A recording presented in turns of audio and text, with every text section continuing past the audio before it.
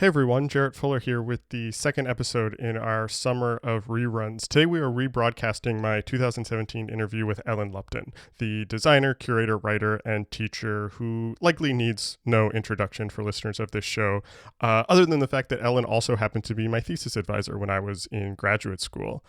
I always assume this is common knowledge, but I still meet people who listen to the show who are surprised to learn that Scratching the Surface began as a part of my thesis work while I was getting my MFA at the Maryland Institute College of Art, where Ellen was the co-director of the graduate graphic design program. When I decided to go back to school back in, I guess this was 2014, 2015, I knew I had been working as a designer for a few years, and I knew that I wanted to move my work out of a strictly commercial practice and move into writing, criticism, teaching. I was accepted into a few programs, but decided to go to MICA largely because of Ellen, honestly. She was doing the type of work that I wanted to do, and I felt like I could just learn so much from being around her and learning about how she thinks about her work. And so I did. It was an honor to spend 2 years studying with her and everybody at MICA. Her influence is all over the early episodes of this show and much of the work I've done since. She continues to be a model for me. And especially now that I'm in academia full time, I find myself thinking back to things I picked up from my time at MICA that I'm reworking in my own classrooms. The way she organized the class, the way she facilitated discussion, I see that influence in how I teach now. I'm not sure this show would exist without her early guidance and support, and I am forever grateful. So here's the conversation we had back in 2017, right after I graduated with my MFA, and sort of this podcast transition from being a thesis project to being a real show out in the world. Enjoy.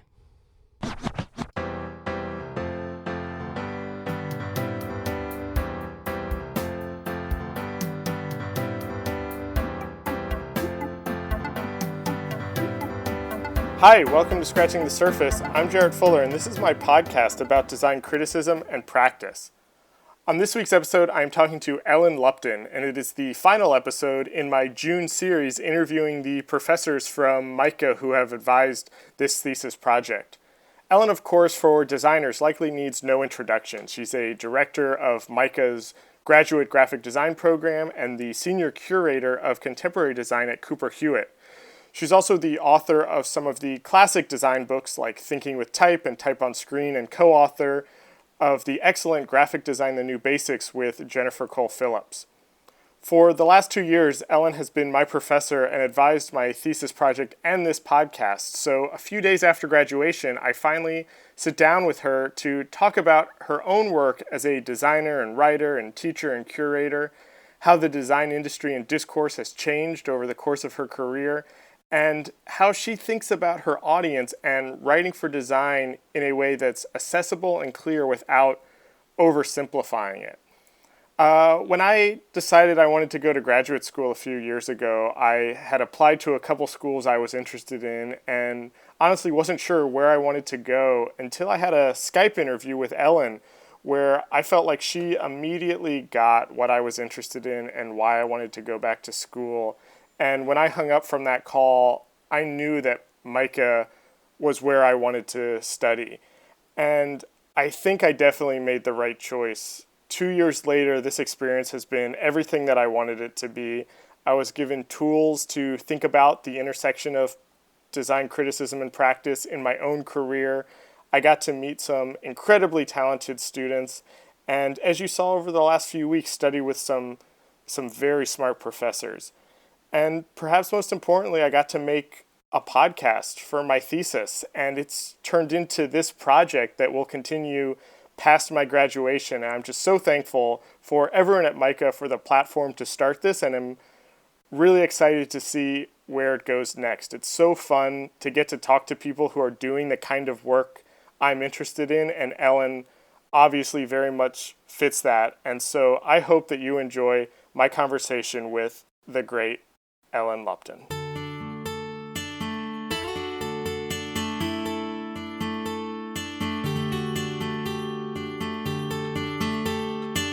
The one part that I do just kind of want to start with your background, just to kind of set the stage for this other thing, these other questions that I have is, what came first for you? Did you, when you were, in school, did you see yourself as a designer first or a writer first? Or how did those things come together? Sure. So I went to Cooper Union, which is an art school, and I Yeah. went there to become an artist. Okay. And then I discovered design, which I didn't know about. Yeah. And as I discovered design, I discovered this linkage between design and writing. And that to me was the revolution.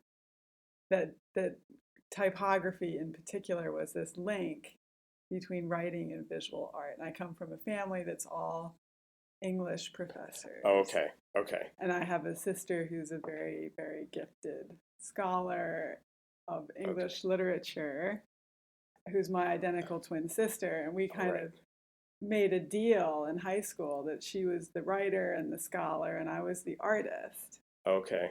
And that was cool because I was a terrible student and she was like 4.0, whatever. I was like not a good student in high school. And so that seemed like a fair deal. Mm-hmm. But I was a good writer too. And somehow I wasn't allowed to do that.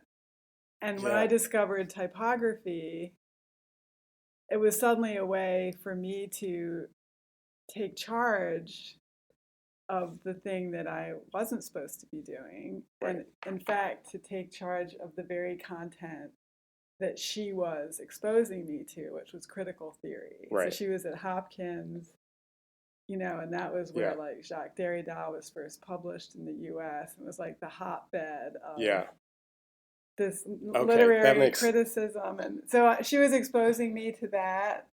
And I was finding that a lot of that philosophy and critical thinking was related to architecture and the page and the word and the space between letters. And that, to me, that was it. They came together. I just have one other question. That actually kind of explains a lot of the work that you've done since then in a lot of ways. But I'm interested, at Cooper Union, and I talked to Abbott already, and I'm not sure the order of when these will come out, if his will come out first or not, but was that kind of connection something that a lot of people were thinking about at the time, or what was the design kind of culture? That was not a lot of people in my circle were doing that. So Abbott and I were doing it, and I kind of brought to our relationship the critical theory and philosophy, and I was sort of channeling that through my sister and all that she had access as like a professional in that area. And he was much more attuned to like what was happening in the art world and what was happening in architecture. And together we as students at Cooper sort of that exploded for us. And we kind of brought that together as a team. Yeah.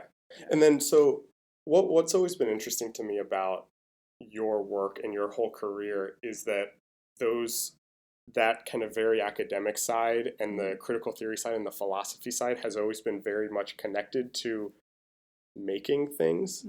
And as I've been here for the last 2 years and have been reading a lot of design history that I hadn't come across before, and finding all these obscure things that you had written in academic journals and things that I had never come across before.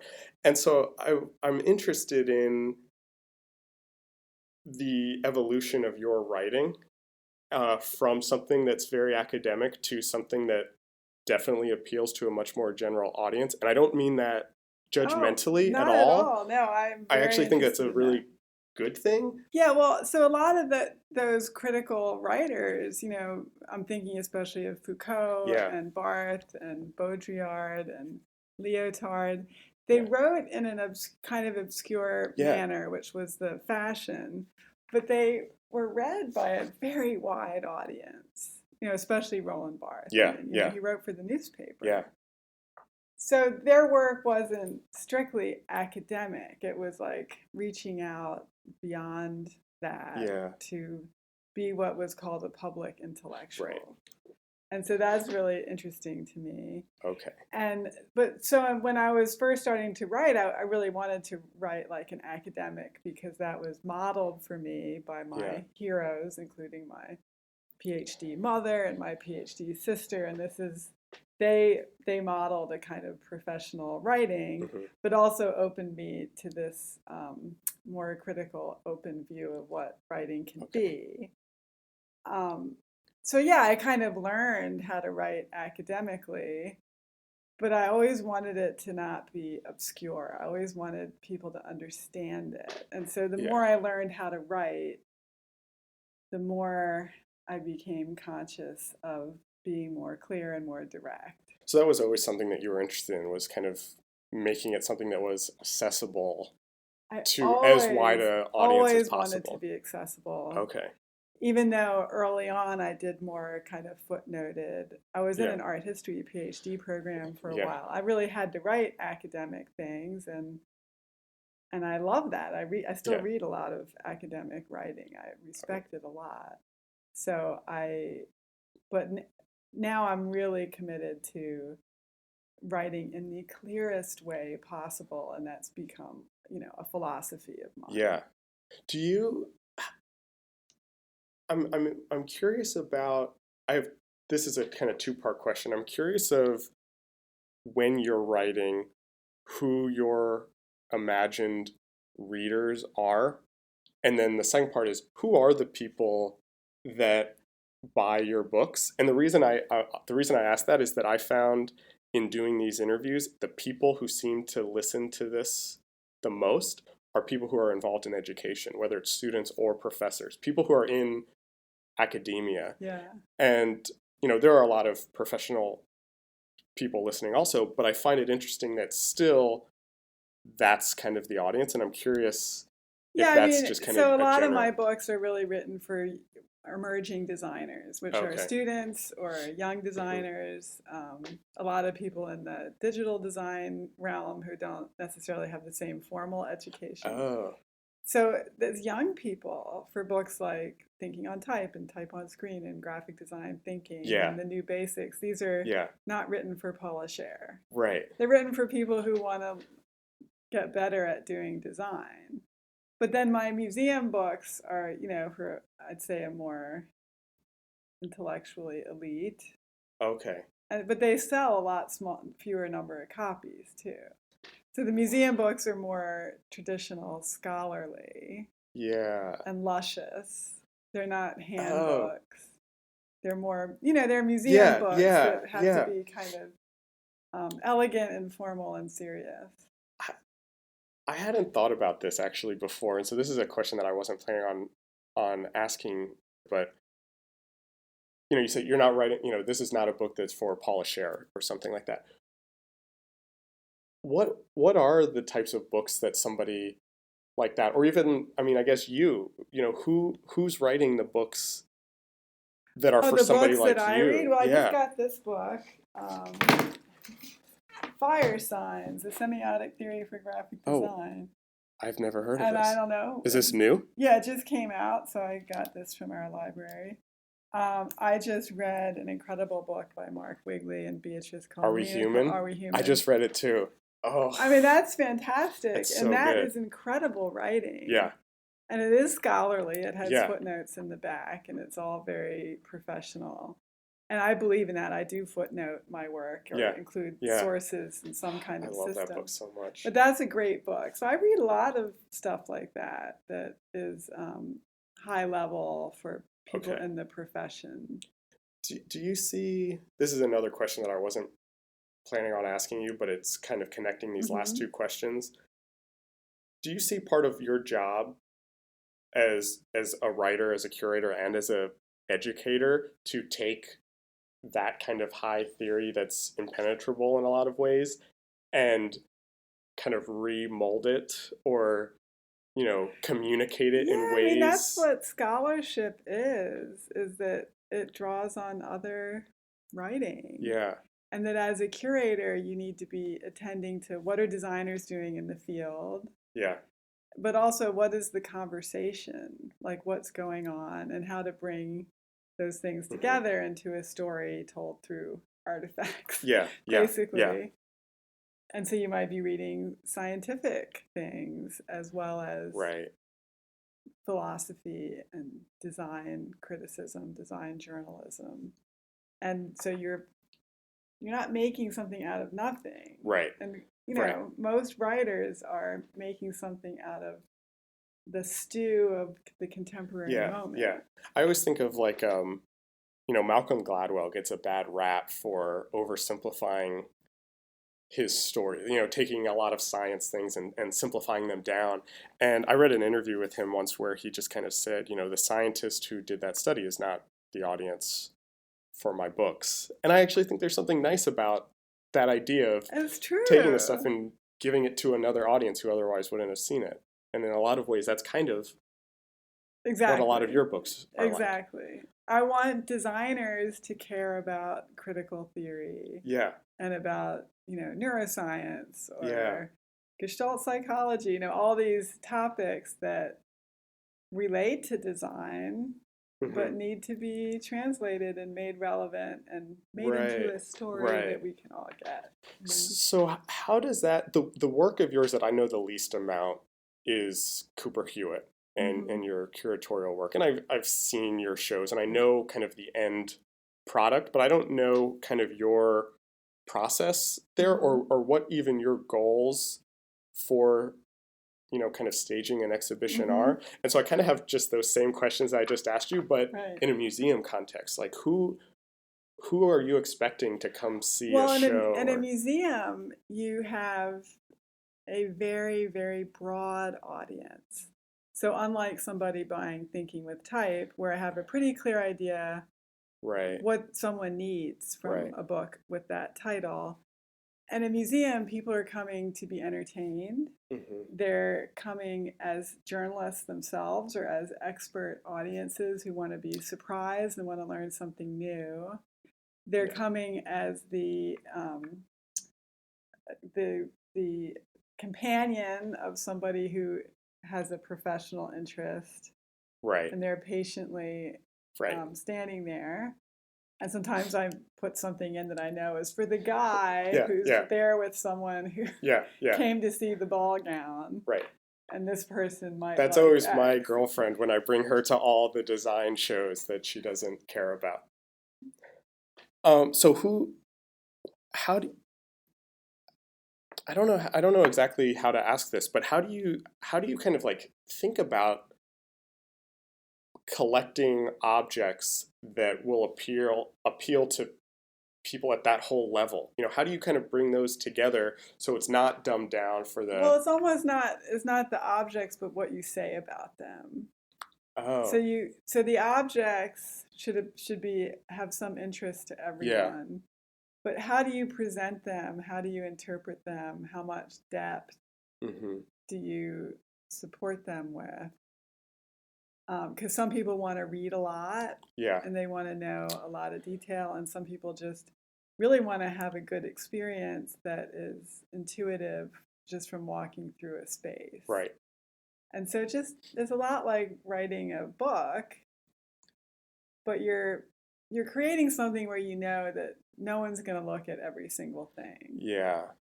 And how are you going to make choices that help people?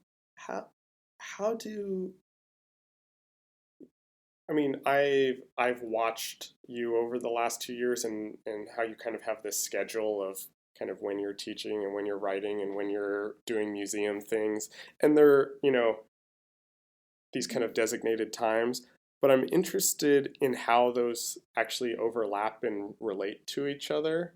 How does a show that you're working on filter into things that you're teaching? It totally relates. And so as a teacher, I always think that's where I get my ideas. From teaching. It's from teaching and from being around young people who are making things and doing courses like the theory class or my design history class, where I have to constantly be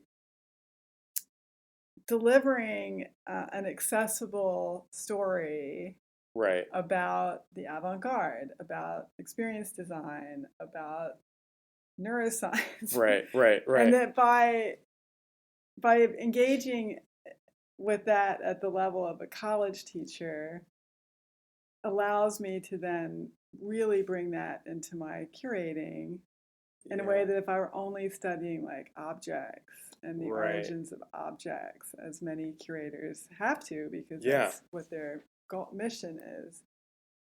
So to me, they really connect. And now I'm doing a book with Cooper Hewitt on storytelling. That Cooper Hewitt's publishing that comes completely out of my teaching and my belief.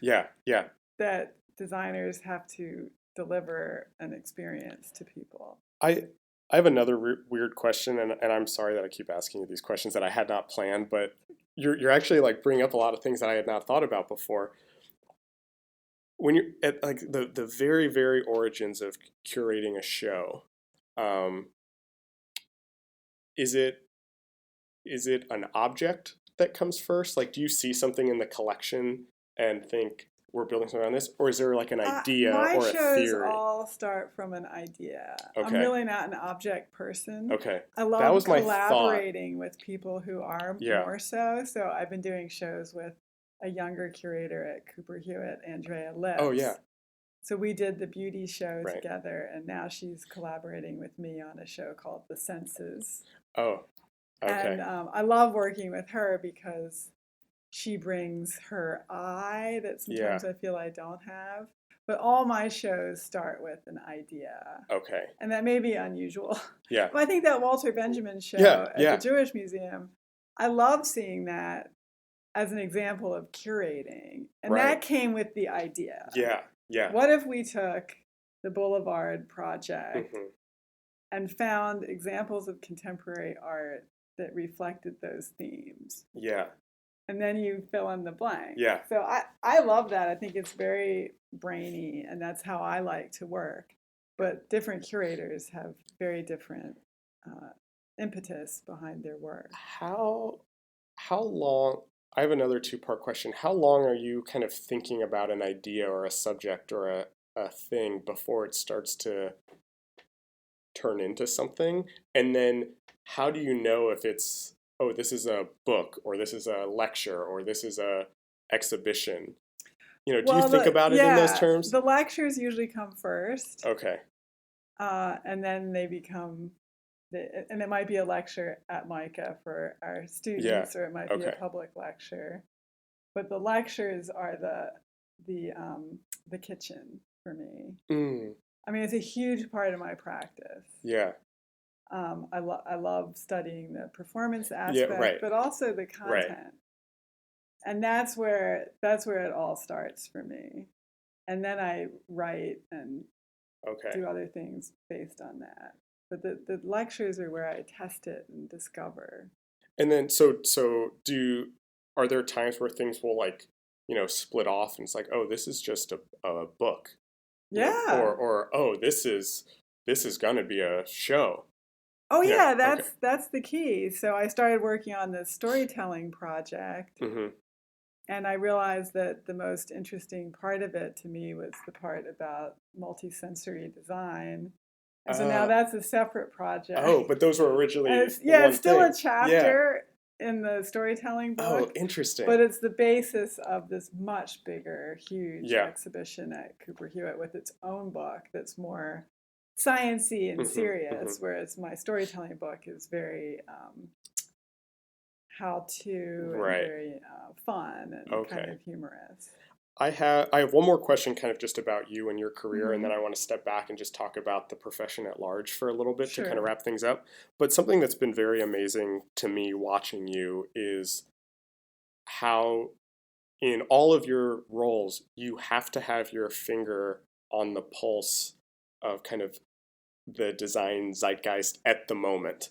And you seem to do a good job at that. Whether it's a show and you're kind of pulling these obscure designers from around the world, or in a lecture to students and you're connecting something from history to something that a designer did, last week. What's your media diet like? Or how do you kind of consume these things to make sure that you're kind of staying current? Well, I never feel like I'm current enough. Really? It's very challenging. I do a lot of blogs that push, newsletters like Dezeen and Core 77 and AIGAI on design I really like. It's nice that. Yeah. And I don't throw them away. I look at them every day. And that really helps. I go to museums, but that's slow, and there's shows all over the world. I can't go to them all. Yeah. And all the fairs, I can't afford that. People think, curators are on airplanes all the time going to the art shows. Yeah. Like the maybe the museum director is doing that, but the curators, we have no money. Yeah. So we're absorbing it through the media. And then how do you, because I feel like I try to do that also. I subscribe to, 50 blogs or whatever. I get all the newsletters. I follow, however 100 people on Twitter so I can be someone that keeps up. But how do you, and this is a hard question, so I apologize, but how do you retain it? Or how do you 6 months later are working on something and are like, oh, I saw that thing on, it's nice that 6 months ago. I take notes. I take obsessive notes. Okay. There's no other way. If I think something's important, I, put it in a file. I use Google Docs, which is actually kind of clumsy, but it works for me. I take notes on everything I read. I take notes on every conversation.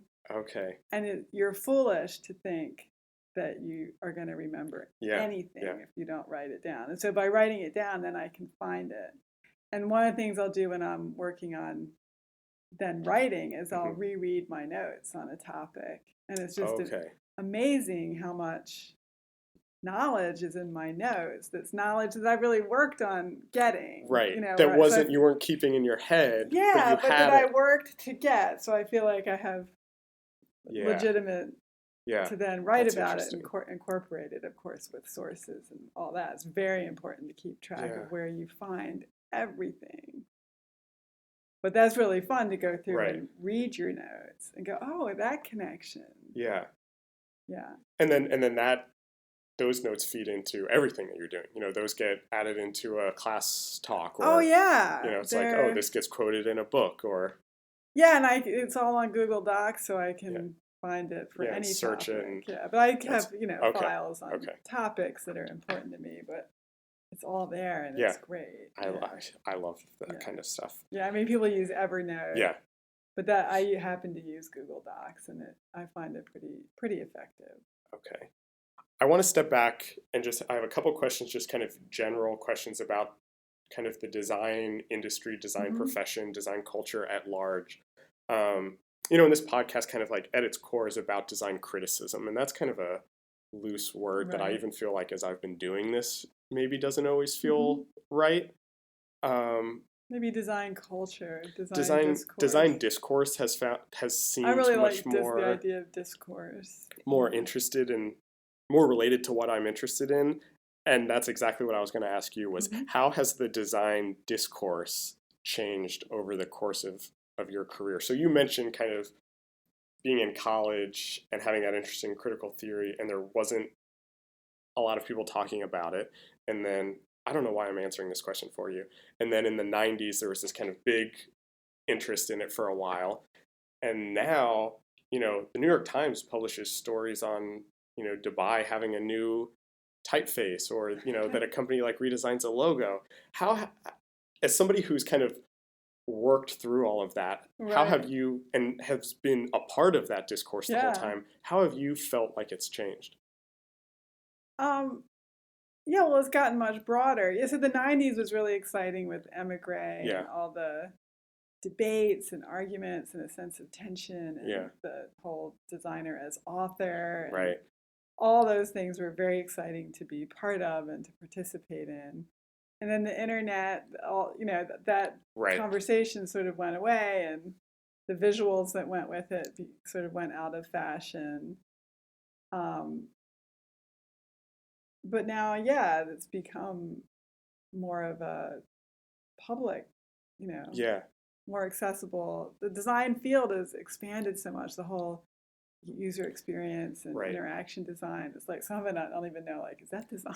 Yeah. It's like, well, what did you do? You made a chart saying right, how users open an account. It just seems so like minute, and yet it's so necessary and so part of has design.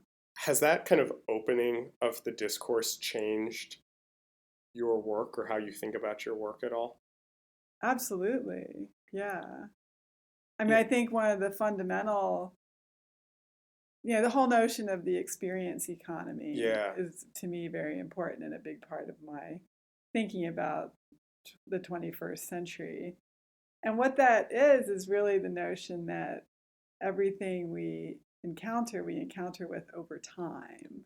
Right. And I think design was always thought of as more of a thing. Yeah. But when you consider that even a poster is perceived over time, that your eyes are moving around. Oh, right. Creating a kind of little movie of a poster.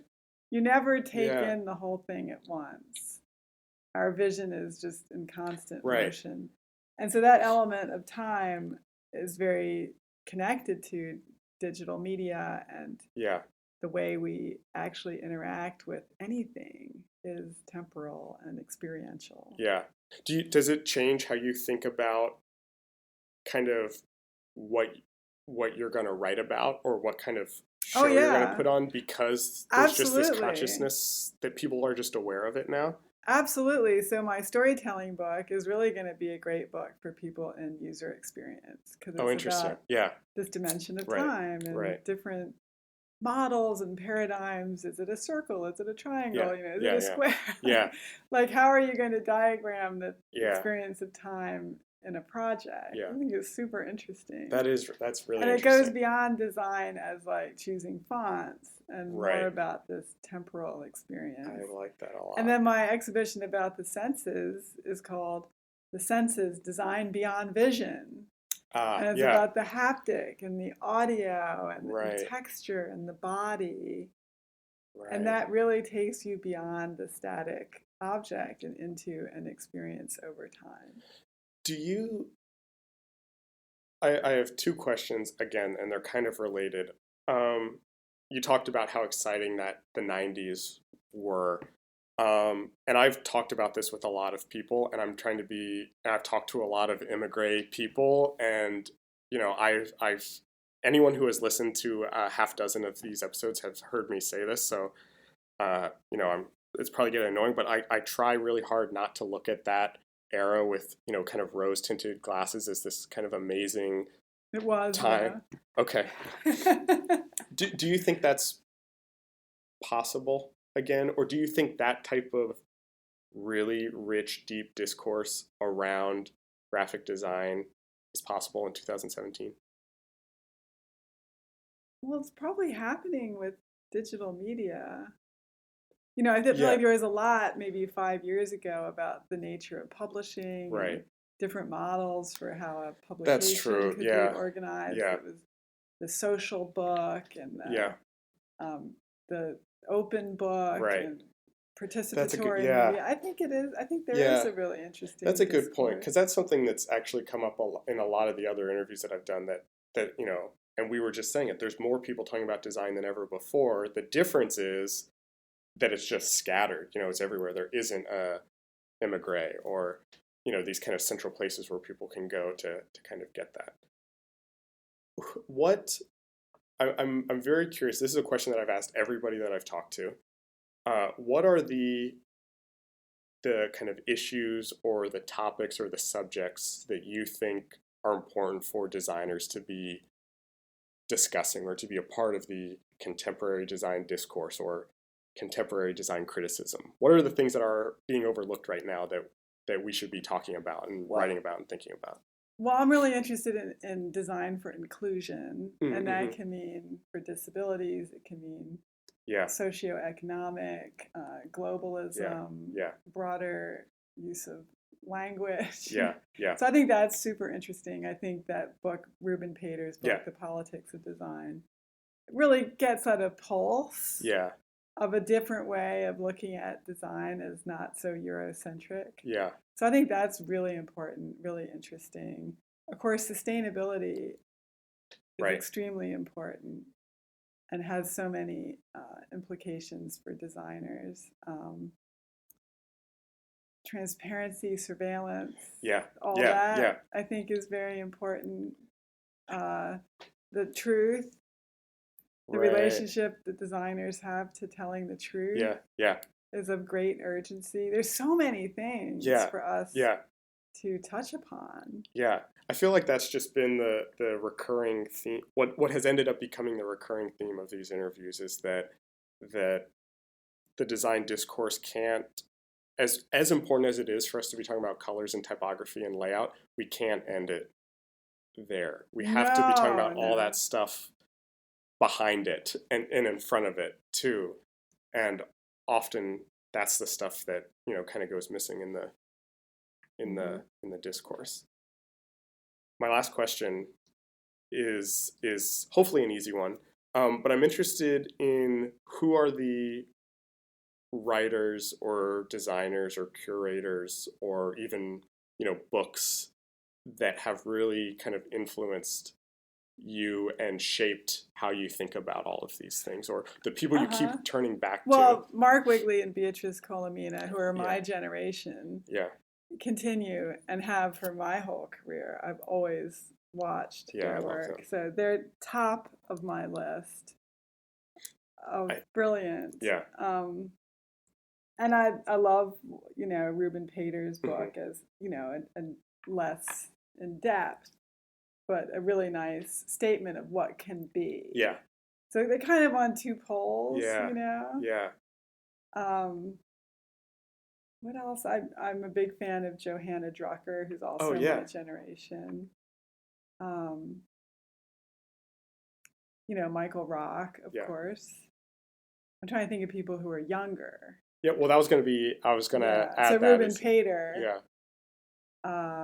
There isn't anyone yet. No one's doing it. I'm sure, but it takes time to get the voice, And so I think. And it comes back to kind of what we were just saying, where it's like, you see something like, is that even design? So much of my opinion is so much of some of the good design writing maybe wouldn't even seem like it's about design. I because think Rob Gianpietro has written some interesting things. That I've read, that I have followed, and obviously the ...